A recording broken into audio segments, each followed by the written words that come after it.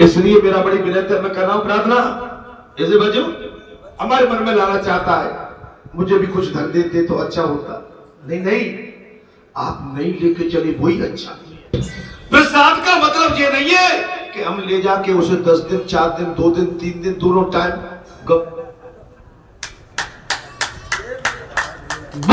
इसमें आता है कि हमने अपना पेट भरा, प्रसाद नहीं लिया, हमने उस अन्न के माध्यम से हमने पेट भरा। हमारी संसारी भूख थी, हमारी प्रसाद वाली भूख नहीं थी। महाराज एक दिन परीक्षित को जिज्ञासा हुई कि मैं देख तो लूं कि मेरे, अच्छा ठीक है, हाँ भाई कहा इधर आ गए, हाँ। इस मुकुट को पहनकर परीक्षित राजा वन में शिकार करने के लिए निकले। कभी शिकार नहीं की, कभी सोने मुकुट नहीं पहना। एक समय की बात है, सूत जी कहते हैं एक दिन की बात है, राजा परीक्षित उस मुकुट को, अधर्म के मुकुट को, पाप के मुकुट को अपने सर पर धारण करके घने जंगल में शिकार के लिए निकल पड़े। वहां महाराज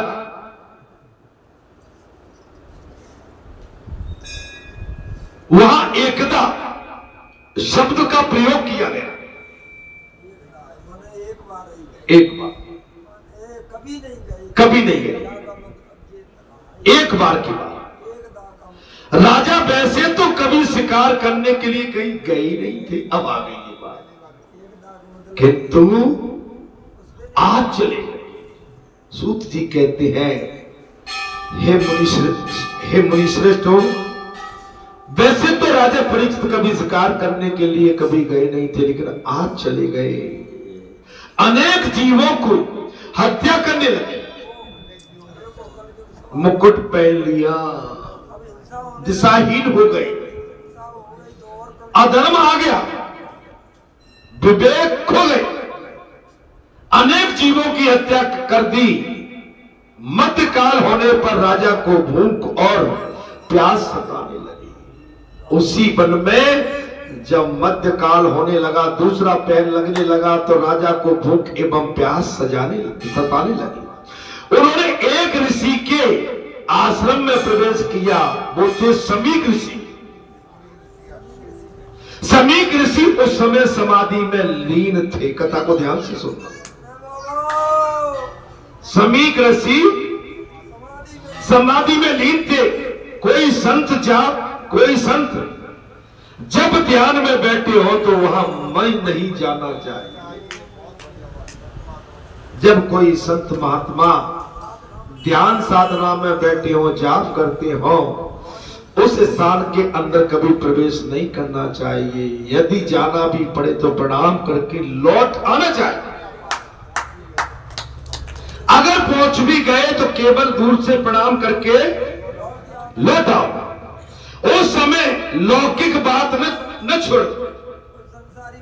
अब बात समझ में आ गई? आज आई कि नहीं? कल मैंने क्या कहा था? हर को बजे सो हर को हो, जाज बाज गुजर नहीं हो, ए मोड़ी ए मोड़ा का कैसे अरे किसी से नहीं। हाँ, नजर रखो, सूरदास बन के मत बैठो, नजर किटकिटी रखो, बिल्कुल धागा कौन सही है और किसकी क्या हरकतें चले, किस लिए।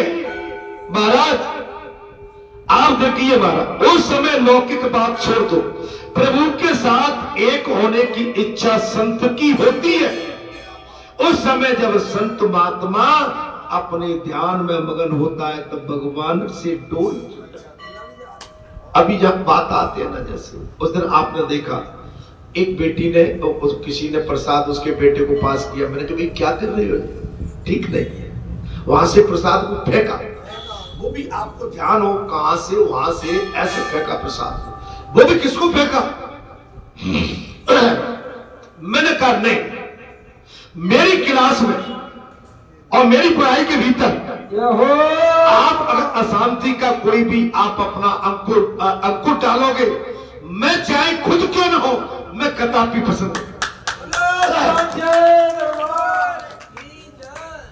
मेरे आप सभी हो, लेकिन मेरी बेटी क्यों ना हो, मैं ढिठाई कतई पसंद नहीं करता। फिर मतलब क्या रहा भाई? केमिस्ट्री का मतलब होता है मिलन जी। केमिस्ट्री कैसी बोलते हैं? माने ठीक बात है, दोनों का मिलाप ठीक है। कथा में भी वही है कि आप आए हैं तो मेरी वाणी से आप अपनी केमिस्ट्री वाले मिलन कर, आपका कल्याण हो जाएगा। लौकिक बातें उनके तप स्थान भजन और बाधा रूप बनेगा। अब यहां लौकिक बात करेंगे। अभी एक माता उठ गई, मैं देख रहा था, वो पीछे कुछ कहने वाला ही था। संत बनने की कोशिश करते हो तुम, संत हो नहीं। उठ गई वो माता, बस मैं कुछ कहने वाला ही था तो पता नहीं चर्चा करके उठ गई, चली गई। परिचित ने सोचा कि इस देश का राजा मैं हूं, फिर भी ऋषि मेरा स्वागत क्यों नहीं करते? इस देश का राजा और मेरा ये उठ के सम्मान नहीं कर रहे। अब देखिए, शायद स्वागत न करने का नाटक कर रहे हो भाई, ऐसा तो नहीं है जे स्वांग बना के बैठे हो, आंख बंद कर ली हो और मेरा स्वागत न करते हो। राजा की बुद्धि में कलयुग ने प्रवेश कर लिया, भरपूर प्रवेश कर गया। कुभाव माने शंका संत के प्रति। अतः समीक ऋषि को ही सेवा करने की अपेक्षा, राजा ऋषि से सेवा की अपेक्षा कर रहे थे।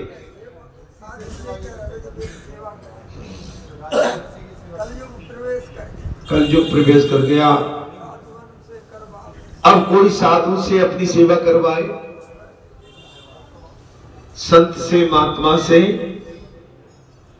मने राजा परीक्षित के बुद्धि में इतना बड़ा कलयुग प्रवेश कर गया कि बुद्धि ब्रह्म में पड़ गई। महाराज उन्होंने एक मरा हुआ सांप महाराज समीक ऋषि के गले में पहना।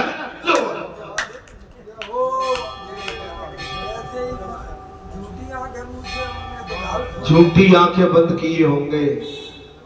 राजा के मन में कुभाव, कारण वो पाप का मुकुट और सोने का, और कलयुग ने ये वचन ले लिया था कि मुझे कोई स्थान, तो राजा ने स्वर्ण में स्थान दे दिया था और कलयुग सोने में प्रवेश कर गया। और कलयुग इस समय खुश हो रहा है कि तेरी जान राजा, तू बहुत धर्मात्मा बनता था, मैं तेरी दुर्गति कर दे। प्रवेश कर गले में पहना दिया और उन्होंने तपस्वी का अपमान किया। अरे बैठ भाई, तू आराम से बैठ। तपस्वी का अपमान किया, अर्थात अन्य को अपमान करने वाला स्वयं अपमान करता है। दूसरे को अपमान करने वाला व्यक्ति स्वयं अपना अपमान कराता है। अन्य को छलने वाला खुद अपने ही छावे में आता। सामने वाला जानता है कि मैंने आज इनको बना दिया, आज मैंने इनको छल लिया, आज मैंने कपड़ कर लिया, मैंने मीठा मीठा हाथ फेर के इनको अपना बना लिया, लेकिन वो खुद अपना नुकसान कर, क्योंकि सभी में आत्मा एक है। सभी में आत्मा, और आत्मा माने परमात्मा भगवान। आप हम भगवान के बल से आज यहां बैठे हैं, कथा सुन रहे हैं, समझ रहे हैं। भगवान ने यहां तक हमें भेजा, भगवान हमें यहां तक लेके आए, और ये संसार में भी भगवान ही हमको चला रहे हैं और भगवान ही हमसे करा रहे हैं।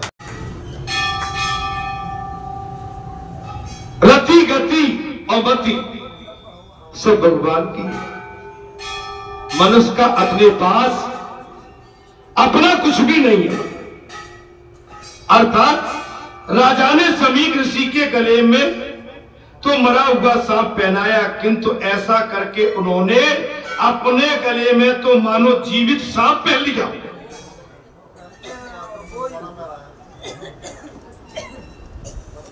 राजा परीक्षित ने, सूत जी कहते हैं, हे ऋषियों, हे श्रोतागणों, राजा परीक्षित ने समीक ऋषि के गले में मरा हुआ सर्प डाला था, लेकिन ये मान के चलिए कि उन्होंने समीक ऋषि के गले में नहीं, उन्होंने अपने गले में मानो जीवित सांप पहन लिया हो। सर्प काल का स्वरूप है।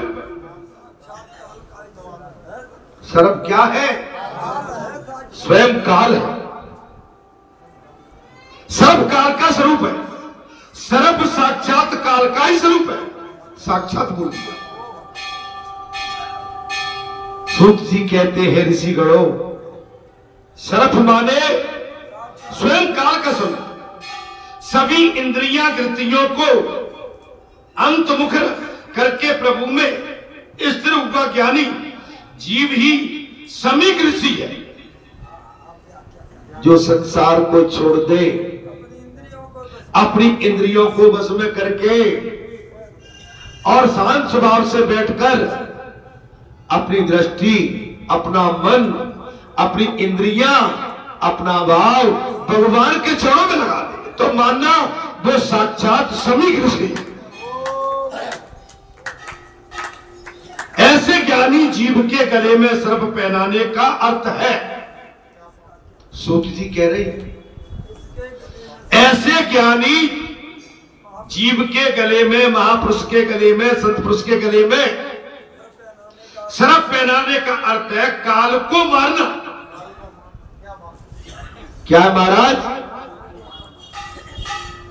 जितेंद्र योगी का काल स्वयं, जितेंद्र योगी का काल स्वयं मरता है। जितेंद्र योगी का काल उसका कुछ बिगाड़ नहीं सकता, काल स्वयं मरता। अर्थात काल उसे प्रभावित कर ही नहीं सकता है। योगी, तपेश्वरी, योगेश्वरी, सत्यवान, चरित्रवान, धर्मवान, विद्यावान, विवेकवान, परमार्थी, निस्वार्थी, माने इनको काल, इनका कुछ भी बिगाड़ नहीं सकता। काल को वापस जाना पड़ेगा। महाराज, ये सूत्र जी ने साफ कह दिया, राजा का अर्थ है रजोगुण में फंसा। राजा का मतलब क्या है? रजोगुण में फंसा, भोग प्रधान विलासी जीव है। भोग विलासी जीव है। ऐसों के गले में सर्प लटकता है, तपस्वियों के गले में काल नहीं, राजा रजवाड़े के गले में, विलासियों के गले में सर्प लटकता है। सन्यासियों के गले में नहीं, तपेश्वरियों के गले में नहीं, आप जैसे निस्वार्थ भक्त संतों के गले में नहीं। ये संसार की विलासता, संसार की चाहत और संसार में दाव पेच फेंकने वालों के गले में ये महाराज संसारी रूपी सर्प के रूप में काल उनके गले में। अर्थात जीवित सर्प उसके गले में रहते, भयभीत रहते हैं। अरे मैंने इनके विषय में ऐसा कह दिया, मैं उस चौपार पे बैठा था, उनकी मेड़ मेरे से लगी थी, मेड़ तोड़ दिया, मेरे पड़ोस में था, मैंने छींट दिया, मैंने कुछ अवहेलना कर दी। हम आप ये जिंदे रहते हुए भी संसार के काल सर्प को अपने गले में डाल के रहते हैं और उस संसारी सर्प से भयभीत रहते हैं। अब आप देखो, चेहरे पे सुंदरता, दिव्यता, भव्यता, चेहरे पहचानो अपने अपने पहले अपने अपने चेहरों को देखो। आपके चेहरे दमकेंगे चमकेंगे कब? तब आप किसी के लिए संसारी रूपी जो जहर है, जो सर्प है, वो किसी दूसरे के गले में नहीं डालेंगे तब।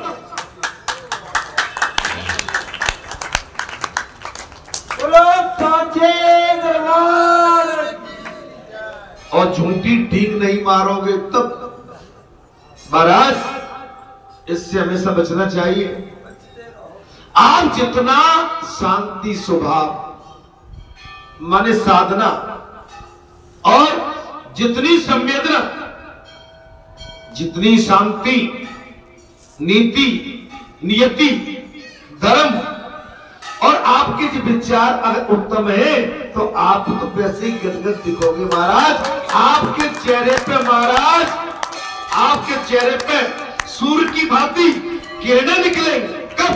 तब आपका भाव अच्छा होगा। तब आप मटर पी के आओ, दही पी के आओ, दूध पी के आओ, काजू किशमिश बादाम सब खाओ, लेकिन आपके हमारे मन में कोई विचार है तो भाई आप खाने के बाद भी सूखे सूखे दिखोगे। ये हो मेरे बाबा। कैसे दिखोगे?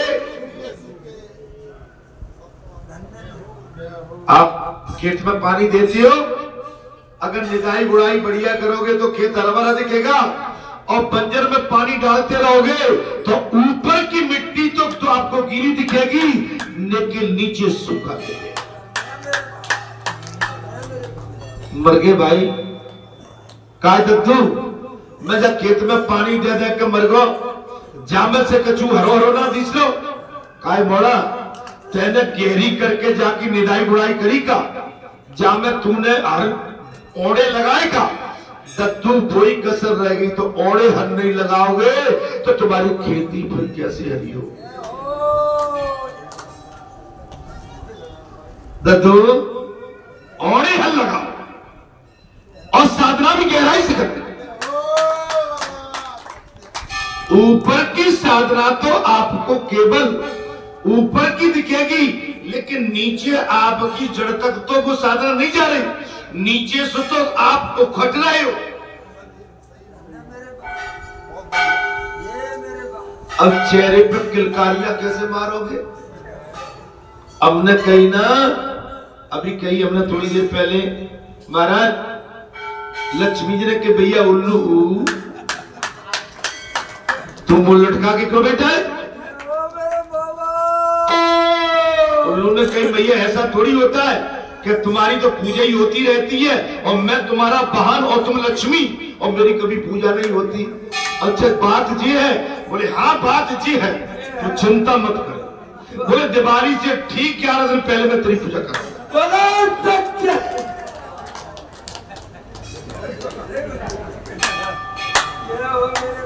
काय भैया पूजा भाई के नहीं 11 दिन पहले? अरे करवा चौथ परसों ही निकली है भाई। मेरे बाबा तो बेटा उल्लू आदमी हो तो वो पूजे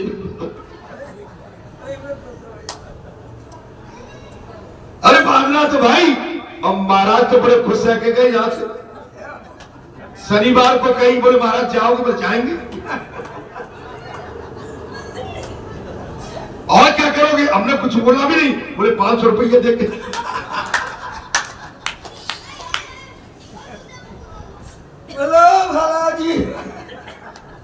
आप देखिए बात, अब उल्लू तुम खुद ही बन गए। अरे लक्ष्मी से लेती है, देती नहीं लक्ष्मी को उल्टा।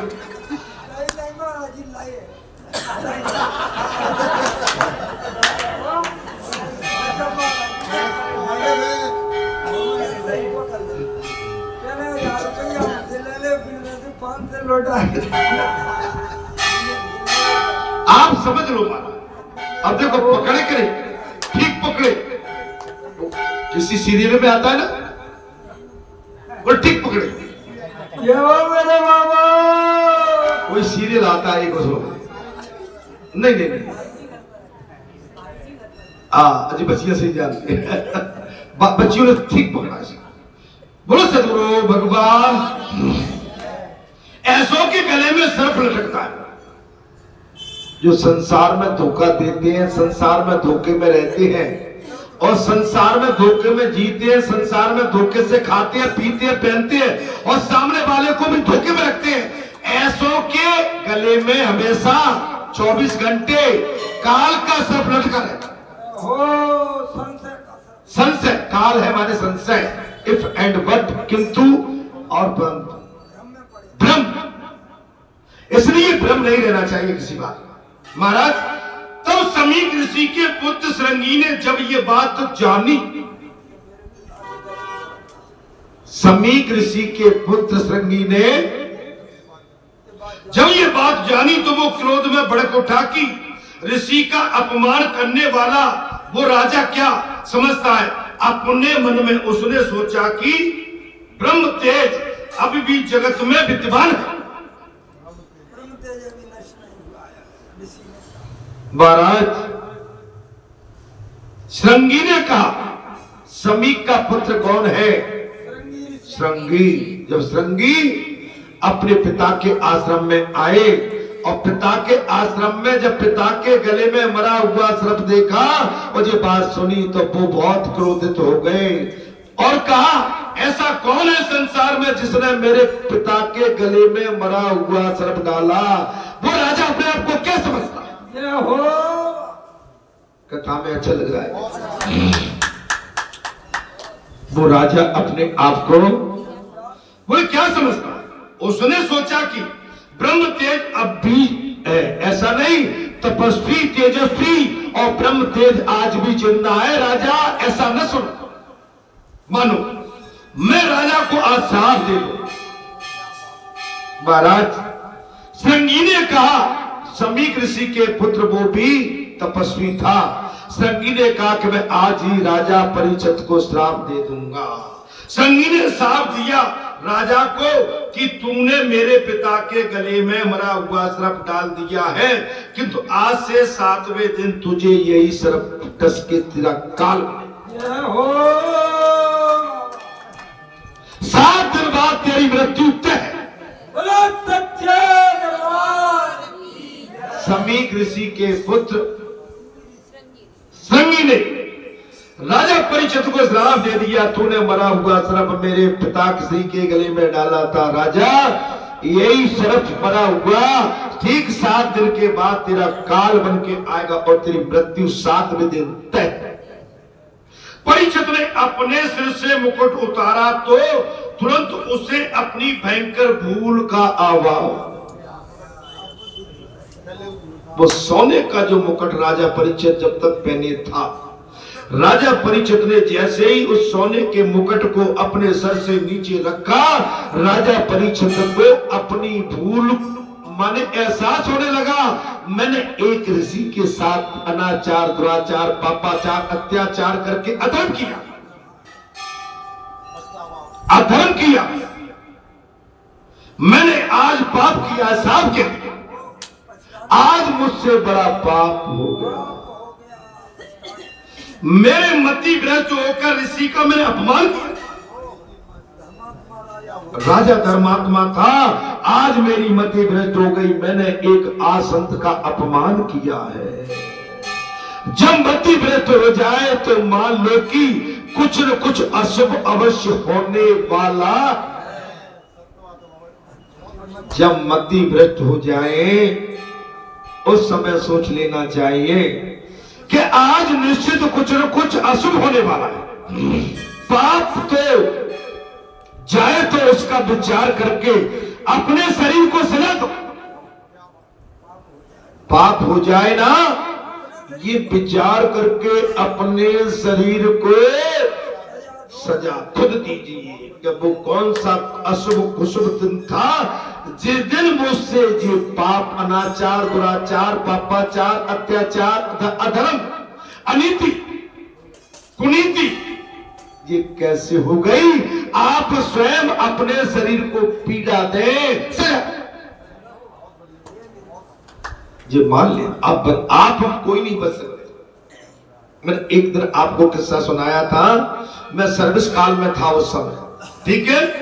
मेरे बेल्ट का बक्कल निकल गया था। जब मैं वहां सिटी सेंटर घर से निकला और सामने ही सेंट्रल पार्क होटल के सामने बाटा का सूखा था, तो शायद मेरे मन में आया कि मैंने ये बेल्ट वहां से लिया होगा। उस समय मेरा फोर्स मेरे साथ में था। महाराज मैं उतरा, सिविल में था। अब मैं गया जाके, मैंने दुकानदार से कहा, वो ने कहा सर आइए बैठिए। मैं बैठा, मैंने कहा भैया आप ये मेरा बेल्ट का बक्कल लुक रहे। तो वो 2-3 बार मेरी तरफ देख के बोले सर ये हमारे यहाँ से नहीं लिया आपने, देखिए लेकिन मुझे भूल थी उस समय। मैंने कहा नहीं आपके यहाँ से लिया है। मैंने कहा नहीं भाई, वो कह सर नहीं लिया हमारे। मेरी उससे हॉट टॉकिंग हुई। मुझे उस समय अपने किसी जगह मुझे अपनी ड्यूटी पर पहुंचना था, बहुत जल्दी मैं निकल गया। मैंने कहा शाम को तुझसे मिलता हूं, देखो। तो मैं 2-3 घंटे में भ्रमण करके आया। मैं अपना, अच्छा मेरे साथ ड्राइवर था। ड्राइवर ने कहा सर यहां से नहीं लिया था। तो कहां से लिया था? बोले पुराने हाई कोर्ट के सामने जो जूम है ना, जूम आपने देखा होगा शायद किसी, वहां से लिया था। मुझे ध्यान आ गया, सॉरी मेरा मन नहीं लगा, मैंने फाइल पे दस्तखत भी नहीं की। मैंने ये कहा कि कब शाम हो मैं भागूं और जाके उस दुकानदार के पास पहुंच के उससे माफी मांगू। विचार आया, मैं आया। अब मुझे नहीं कहना चाहिए, लाल बत्ती और फोर्स मेरे साथ में, और आया तो वो दुकानदार फिर हड़बड़ा गया। वो बेचारा एकदम, मैंने कहा नहीं, मैं तुमसे आपसे कुछ कहने नहीं आया हूं, मैं आपसे क्षमा मांगने आया हूं।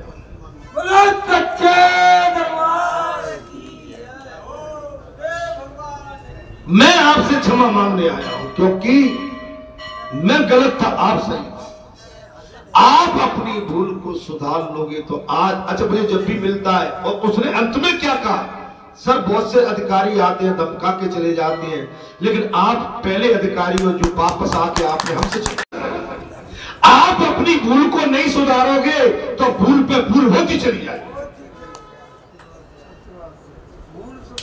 आप गलती मानने से छोटे नहीं, आप गलती को स्वीकार करने से बड़े बन जाते हैं। और ये गलती तो रही केवल आपकी बाहर की, अगर घर परिवार में भी आपके माध्यम से आपकी दिनचर्या में छोटों के साथ बड़ों के साथ कोई भूल हो जाती है तो छोटों से भी सॉरी कहने में आपका कद कम नहीं।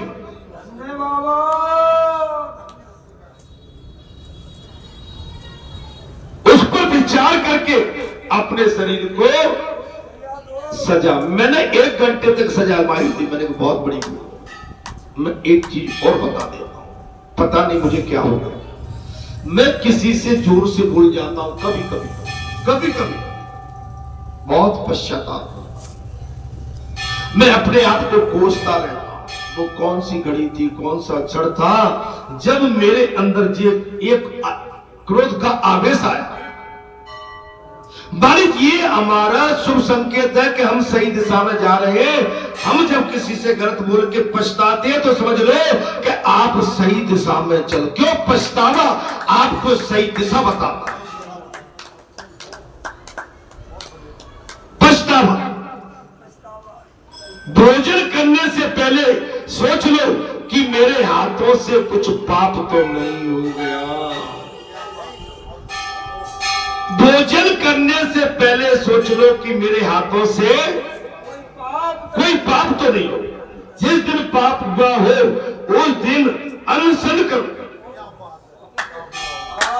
सूत जी कहते हैं जिस दिन कोई पाप हो गया हो आपके हाथों से, पाप की कमाई, पाप की बेईमानी, पाप से किसी को स्पर्श, पाप से इन हाथों के माध्यम से किसी को इशारे, तो आप सोच लेना कि आप उस दिन आपको भूखा रहना महाराज, तो फिर कभी पाप नहीं होगा, तो फिर कभी पाप नहीं होगा। कब आप तत्काल उस पर अपना अच्छा भाव और पश्चाताप कर लोगे तो फिर आगे आपसे पाप नहीं होंगे, नहीं होंगे, नहीं होंगे। अगर आपने अपने किए हुए पाप को छूट दे दी तो पाप पर पाप, पाप पर पाप होते चले।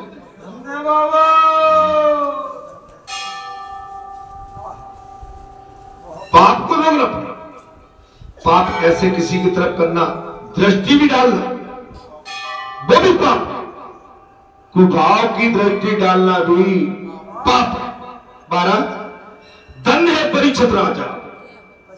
अब सूत जी ने कहा कि धन्य है परीक्षित राजा जिन्होंने अपने किए हुए पाप पर पश्चाताप किया।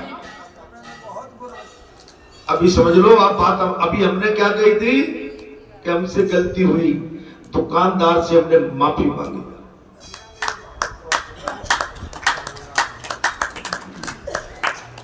आप चोरी और सीना चोरी, भगवान नॉट दिस लाइक, भगवान इसको कभी पसंद नहीं करते। आप समझ लेना, आप समझो कि आपका कल्याण हो जाएगा धमका के, किसी को सता के।